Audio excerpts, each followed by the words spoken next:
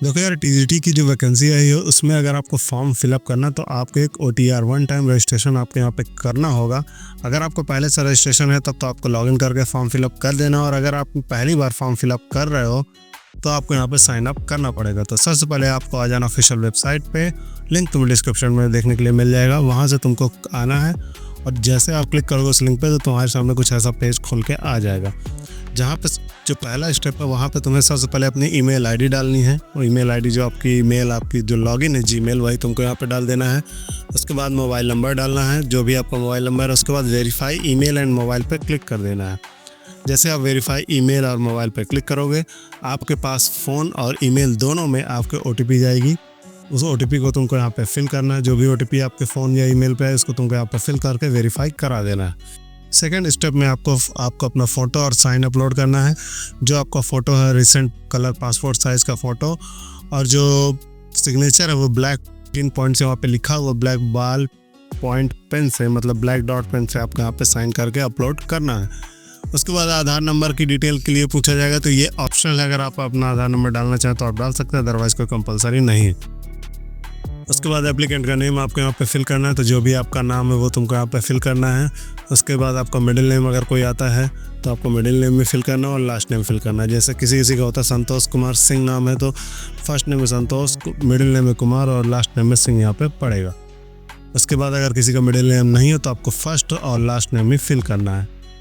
ये आपको फिल करना, आपको अपने 10th के जो डॉक्यूमेंट है उसके हिसाब से आपको यहाँ पर फिल करना है, तो आप इस बात का विशेष ध्यान रखें। उसके बाद आपको अपना जेंडर सेलेक्ट करना है, जो भी आपका जेंडर है मेल है फीमेल है। उसके बाद आपको अपनी डेट ऑफ बर्थ सेलेक्ट करनी है। डेट ऑफ बर्थ सेलेक्ट करने के बाद आप किस स्टेट के डोमिसाइल के, मतलब किस स्टेट के निवासी वो तुमको यहाँ पे बताना है। उत्तर प्रदेश के, मध्य प्रदेश के हैं, ये आपको अलग अलग यहाँ पे आपको बताना पड़ेगा, जो भी आपका निवास स्थान हो। उसके बाद आपको ज़िला आपको सेलेक्ट करना है किस ज़िले के आप हैं। अगर उत्तर प्रदेश में तो आप किस ज़िले में, मध्य प्रदेश में तो आप किस ज़िले से हैं वो आपके यहाँ पे बताना है। उसके बाद कैटेगरी अगर आप उत्तर प्रदेश के हैं तो फिर आपको ओबीसी एससी एसटी ये सारे ऑप्शन मिलेंगे। अगर आप किसी अदर स्टेट के हैं, किसी अन्य राज्य के अभ्यर्थी हैं तो आपको जनरल कैटेगरी में ही फॉर्म फिल करना पड़ेगा। तो अभी ये मैं जाके यहाँ पे जो भी आपको, अगर आप यूपी से तो जो भी आपकी कैटेगरी लगती है वो आपको यहाँ पर फिल कर देना है। उसके बाद फर्स्ट नेम फादर्स का, जो आप मतलब आपके पिताजी का पहला नाम आपको यहाँ पे फिल करना है। जो भी उनका नाम है वो आपको यहाँ पे फिल करना है। उसके बाद अगर उनका कोई मिडिल नेम है तो मिडिल नेम भी, और लास्ट नेम है तो लास्ट नेम भी। उसके बाद आपको अपने माताजी का नाम फिल करना है। जो भी आपको माताजी का नाम है वो आपको यहाँ पे फिल कर देना है। उसके बाद आपको एप्लीकेंट के हाई स्कूल क्वालिफिकेशन, मतलब वो 10th पास आउट हुए हैं तो वो आपको बताना है किस बोर्ड से। जो फॉर्म फिल कर रहे हैं उनका किस बोर्ड से आपने पास आउट किया 10वीं, वो आपको बताना है। सीबीएसई है, आईसीएसई है या यूपी बोर्ड है, वो आपके यहाँ पे बताना है। किस साल पास आउट किया और उसका रोल नंबर आपके यहाँ पे बताना है। ये आपकी मार्कशीट पे सारी चीज़ें अवेलेबल रहती हैं, आप वहाँ से चेक करके आप यहाँ पे फिल कर सकते हो। उसके बाद आपको अपना वेरिफिकेशन कोड यहाँ पर फिल करना और रजिस्टर पर क्लिक कर देना। जैसे आप रजिस्टर पर क्लिक करोगे आपको सामने एक बार नोटिफिकेशन फिर से एक और डायलॉग बॉक्स आएगा कि हाँ भैया ये आपने जो फॉर्म फिल किया सही है, और आपके पास एक मैसेज आएगा जिसमें आपका रजिस्ट्रेशन नंबर और पासवर्ड वहाँ पे लिख के आएगा। तो अभी आपको क्या करना है कि यहाँ पे लॉगिन, फिर से आपको यहाँ पे लॉगिन करना है फॉर्म को। जैसे लॉगिन करने के लिए आप क्लिक करोगे मोबाइल नंबर पे तो आपको मोबाइल नंबर फिल करना है। ओटीपी जाएगी, ओटीपी आपका यहाँ पे फिल करना है और कैप्चा फिल करके लॉगिन पे क्लिक कर देना है। जैसे क्लिक करेंगे तो यहाँ पे न्यू पासवर्ड बनाने के लिए एक पेज यहाँ पे ओपन हो जाएगा, जहाँ पे आपको अपनी सुविधा अनुसार न्यू पासवर्ड यहाँ पे बना लेना है। न्यू पासवर्ड बनाने की कुछ शर्तें होती हैं, जो कि पहला एक अपर केस का लेटर है, मतलब कैपिटल लेटर, एक सिंबल रहेगा और एक लेटर आपका नंबर होना चाहिए।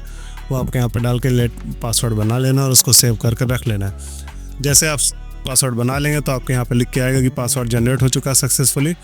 उसके बाद अब आपको यहाँ पे लॉगिन पे फिर से क्लिक करना है। मोबाइल नंबर को या जैसे लॉगिन पर क्लिक करेंगे तो यहाँ पे आपके सामने 2-3 ऑप्शन आएंगे, मोबाइल नंबर, ईमेल आईडी या ओटीआर नंबर। तो ओटीआर नंबर तो अभी हमको मिला नहीं, तो आप यहाँ पे मोबाइल नंबर या ईमेल से सेलेक्ट कर सकते हैं। उसके बाद भी 2 ऑप्शन आपको मिलेंगे, ओटीपी से आपको लॉगिन करना है या पासवर्ड के थ्रू। तो अगर आपको पासवर्ड के थ्रू कंफर्टेबल तो पासवर्ड के थ्रू, अगर आप ओटीपी से करना चाहते हैं तो ओटीपी से भी कर सकते हैं। तो सबसे पहले आपको अपना मोबाइल नंबर डालना है। अगर आप पासवर्ड से करना चाहते हो तो आपको पासवर्ड डालना है जो आपने अभी बनाया, और कैप्चा फिल करके लॉगिन पे क्लिक कर देना है। क्लिक कर देने के बाद से अब आपके सामने पूरा फॉर्म खुल के आएगा। यहाँ पर सबसे पहले आपसे पूछा जाएगा सिटीजनशिप, आप भारत के राज्य के हैं, किस मतलब भारत के नागरिक हैं, आपको वो बताना है। उसके बाद मैरिटल स्टेटस, कि आप शादीशुदा हैं या सिंगल है, आपको वो बताना है। अगर आप हैं तो आपको मैरिड यहाँ पे दिखाना पड़ेगा, और अगर आप सिंगल है तो आपको सिंगल बताना पड़ेगा। उसके बाद थर्ड ऑप्शन है are you independent freedom fighter, अगर आप स्वतंत्रता संग्राम सेनानी के हैं तो वहाँ पे आपको बताना है, तो यहाँ पे नहीं है तो नो करेंगे। अगर आप एक्स आर्मी हैं तो आपको वो भी बताना है, एक्स आर्मी का नंबर के आप आर्मी से रिटायर्ड हुए तो वो आपको यहाँ पे फिल करना है। उसके बाद आपसे पूछा जाएगा कि आप फिजिकली हैंडीकैप्ड यानी दिव्यांग हैं, तो अगर आप हैं तो आप उसकी यस करके उसकी डिटेल फिल करेंगे, किस चीज़ में आपको प्रॉब्लम है। अगर आपकी लो विजन है या हेयरिंग प्रॉब्लम, उसके हिसाब से आपको यहाँ पर सेलेक्ट करना पड़ेगा। अगर आप नहीं है दिव्यांग कैटेगरी में नहीं आते तो आपको सीधे नो कर देना, आपके लिए सारे ऑप्शन डिसेबल्ड हो जाएंगे। उसके बाद पूछा जाएगा कि आप स्किल प्लेयर हैं, अगर कोई डिस्ट्रिक्ट लेवल के प्लेयर है तो वो आपको बताना कि आप एनसीसी आपके पास है, अगर वो भी है तो आपको यस करना, नहीं तो उसको नो करना। तो इसमें सिंपल सी बात ये है कि अगर आपके पास जो चीज़ नहीं है उसको आपको नो कर देना, अगर आप यस करेंगे तो उसकी सारी डिटेल आपको फिल करनी पड़ेगी। यहाँ पे लिख के भी आ रहा है कि अगर आप गवर्नमेंट पहले आप जॉब करते थे या आपको यूपीपीएससी की तरफ से आपको कभी बैन किया गया है तो सारी डिटेल आपको यहाँ पे बतानी है। अगर आप पहले से गवर्नमेंट किसी स्टेट गवर्नमेंट के लिए काम कर रहे हो तो आपको यहाँ पे बतानी पड़ेगी कि हाँ हम, अगर आप पहले से किसी गवर्नमेंट के लिए काम कर रहे हो, मतलब सरकारी आदमी कहीं जॉब कर रहे हो, तो आपको बताना पड़ेगा कि हाँ भैया हम काम कर रहे हैं, उसके डिटेल आपको यहाँ पे फिल करने पड़ेंगे। उसके बाद आप आगे जाएंगे तो यहाँ पे आपको सबसे पहले आपको परमानेंट एड्रेस अपना फिल करना पड़ेगा। जो भी आपका एड्रेस है, आपको जो भी रोड, जो भी गली, जो भी मोहल्ला या जो भी तहसील थाना गाँव में लगता है वो आपको यहाँ पे फिल करना है। ज़िला अपना सेलेक्ट करना है, तहसील सेलेक्ट करना है, आपका जो एरिया वो किस में आता है, ग्रामीण में आता है, शहरी में आता है, आपको वो बताना है। आपका थाना कौन सा लगता है, हाउस नंबर आपको अपना बताना है, स्ट्रीट नंबर यानी गली नंबर, जो भी आपका मोहल्ला लगता है वो आपको बताना है। अगर नहीं लगता तो कोई कंपलसरी नहीं, कंपलसरी आपके वही है जिसमें आपको ये स्टार रेड कलर से देखने के लिए मिल रहा है। उसके बाद आपको अपना पिन कोड सेलेक्ट करना है, जो भी आपको पिन कोड लगता है वो आपको यहाँ पे फिल कर देना है। उसके बाद करस्पॉन्डिंग मेलिंग एड्रेस पे आपको देखोगे राइट साइड पर सेम एज परमानेंट एड्रेस, मतलब अगर आपका परमानेंट एड्रेस और ये करस्पॉन्डेंस मेलिंग एड्रेस है दोनों सेम है तो आपको उस पर टिक कर देना, ऑटोमेटिक पूरी डिटेल फिल हो जाएगी। अगर आपका रहते कहीं और हो और आपको घर चाहते हो पूरी डिटेल घर पे जाए तो आपको अलग अलग एड्रेस यहाँ पे फिल करना पड़ेगा। लॉक एंड फाइनल सबमिट वाले ऑप्शन पर क्लिक करने के बाद आपका जो फॉर्म आपने फिल किया है यहाँ पे कुछ डिक्लेरेशन बोलेगा, उसको तुम्हें क्लिक करना है और उसको क्लिक करने से पहले पर एक बार फॉर्म को ज़रूर चेक कर लेना, जो भी करेक्शन हो करेक्शन कर लेना, एडिट कर लेना। उसके बाद यहाँ पे फॉर्म को लॉक करना। जैसे आपका फॉर्म अगर ओके तरह पूरी तरीके से चेक हो जाता है तो आपको लॉक एंड फाइनल सबमिट वाले बटन पर क्लिक कर देना है। जैसे आप सबमिट वाले बटन पर क्लिक कर दोगे आपका फॉर्म पूरी तरीके से सबमिट हो चुका है। आप कोई भी डिटेल आप यहाँ पर अभी चेंज नहीं कर पाओगे। अब आपको बात आती है कि OTR नंबर कैसे यहाँ पे जनरेट होगा, तो ऊपर देखोगे एक बटन आपको ब्लिंक हो रहा है, गेट OTR नंबर इमीडिएटली। इसकी मदद से आपको OTR नंबर आपको तुरंत मिल जाएगा, तो उस पर तुम्हें क्लिक कर देना है। जैसे क्लिक करोगे तुम्हारे सामने एक मैसेज आएगा कि यहाँ पे आपका OTR नंबर ये है, वही तुमको यहाँ पे जैसे क्लिक करोगे तो यहाँ पे तुम्हारे सामने कुछ कंडीशन बताएगा कि आपका ईमेल वेरीफाई होना चाहिए, मोबाइल नंबर वेरीफाई होना चाहिए, पर्सनल डिटेल अपडेटेड होनी चाहिए, फ़ोटो और साइन अपलोडेड होना चाहिए। जैसे अगर आपको यहाँ पे यस दिखा रहा है तो आपको click to generate OTR number पर क्लिक कर देना है। जैसे आप क्लिक करोगे तो नीचे लिख के एक मैसेज आएगा, कांग्रेचुलेशन योर OTR नंबर इतना is generated successfully, kindly save it for future reference. तो ये आपको ये जो OTR नंबर ये आपको मैसेज के थ्रू भी मिल जाएगा, ईमेल पे भी मिल जाएगा, पर फिर भी तुम उसका एक प्रिंट आउट लेके या कहीं पे नोट डाउन करके रख सकते हो।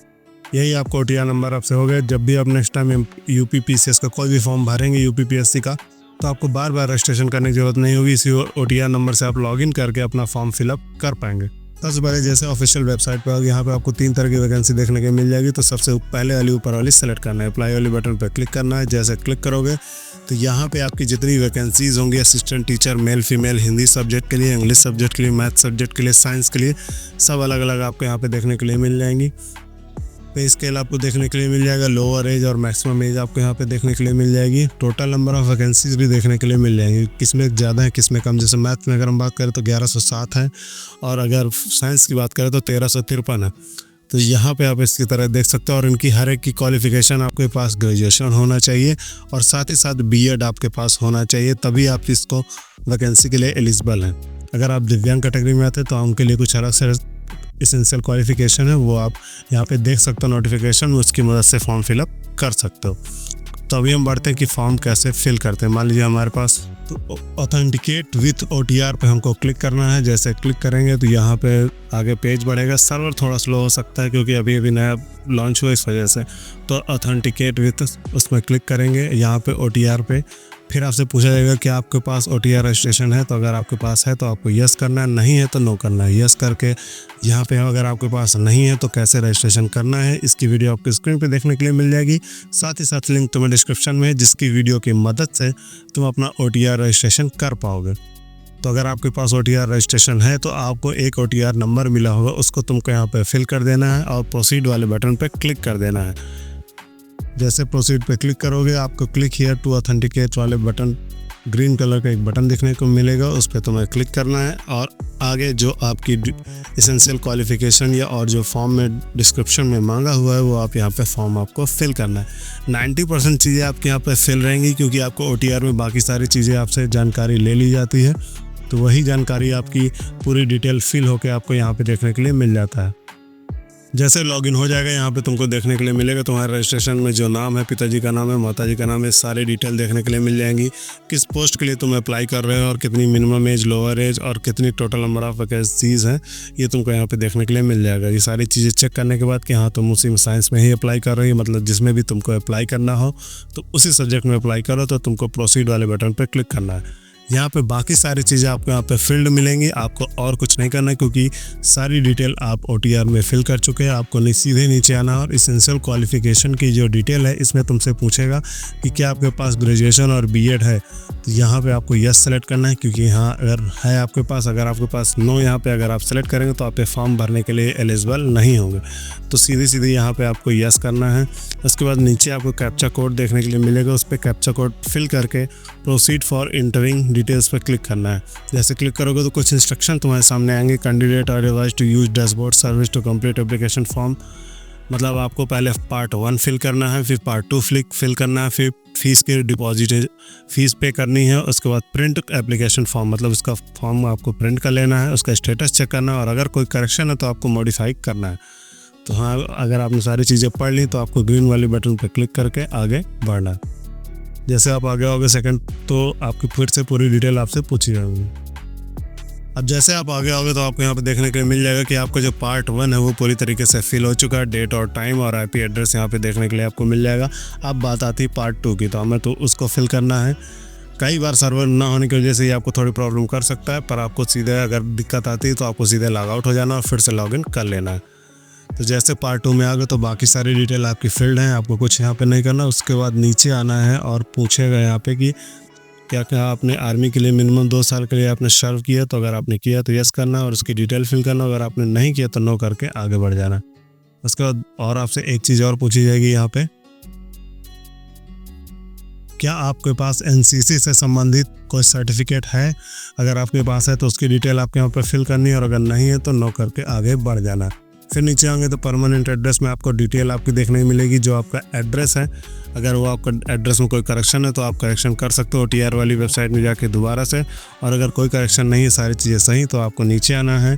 आई एक्सेप्ट द एवरी डिक्लेरेशन में आपको यस करना है कि हाँ भैया हम सारी चीज़ें सुन रहे हैं, समझ रहे हैं, सब मान रहे हैं आपकी सारी शर्तों को। उसके बाद आपको यस करके नीचे कैप्चा पे क्लिक कर देना है। कैप्चा वाले जो आपको बगल में कोड लिखा हुआ उस कैप्चा कोड को आपको यहाँ पर फिल करना है और प्रीव्यू फॉर्म पे क्लिक कर देना है। जैसे प्रीव्यू फॉर्म पे आप क्लिक करेंगे तो आपको जो फॉर्म है जो आपने फिल किया वो आपको प्रीव्यू करके दिखाया जाएगा। अगर आपका फॉर्म पूरी तरीके से सही है तो आपको यहाँ पे सबमिट एप्लीकेशन फॉर्म पे क्लिक करना है। अगर कोई करेक्शन है तो आपको एडिट भी कर सकते हो, पर हमारे यहाँ केस में यहाँ पे फॉर्म पूरी तरीके से ओके है, तो आपको सबमिट एप्लीकेशन फॉर्म पे क्लिक करना है। जैसे सबमिट कर दोगे उसके बाद अब आपसे फ़ीस पेमेंट के लिए पूछा जाएगा कि आप फ़ीस पेमेंट करना चाहते हैं यस या नो।